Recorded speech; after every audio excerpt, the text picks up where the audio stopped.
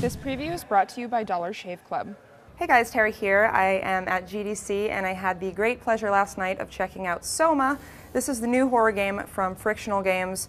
They worked on Amnesia: The Dark Descent and they started working on this game in 2011 right after they finished that one.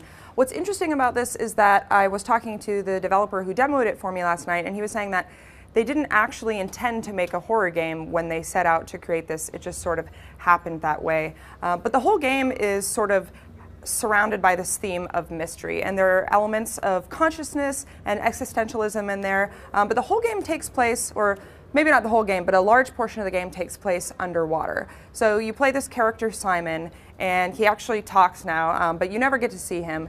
And he wakes up in this abandoned power plant called Upsilon, and there's a bunch of weird stuff going on.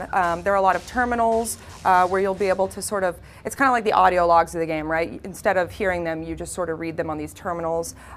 Every character in the game has a black box, which is apparently something in the story where it's a thing that they implant in you that sort of monitors your vitals, but it also allows you to go around and touch things, and you can sort of get a flashback of the last 20 seconds of whatever happened to that thing. So you start to sort of unravel the mystery of what happened and why you're in this abandoned power plant. The game has a very similar control scheme to the other Amnesia games, so everything is physics-based.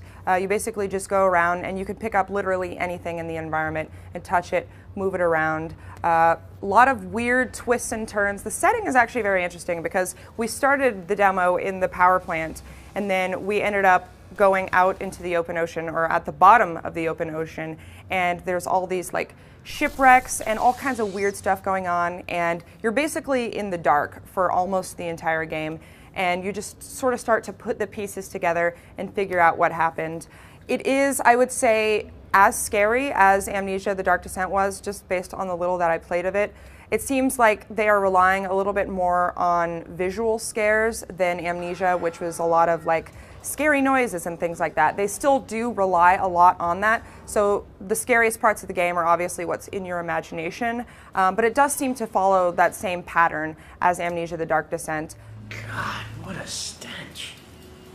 So I think the best things the game has going for it currently are the setting and the atmosphere. The music is also really good and it ties into that as well.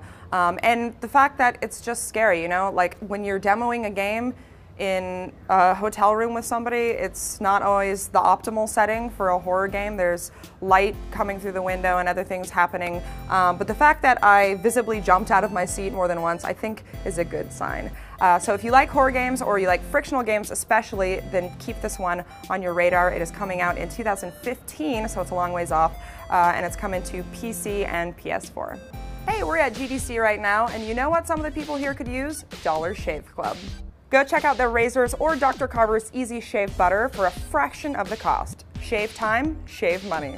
Join now at dollarshaveclub.com/rev3games.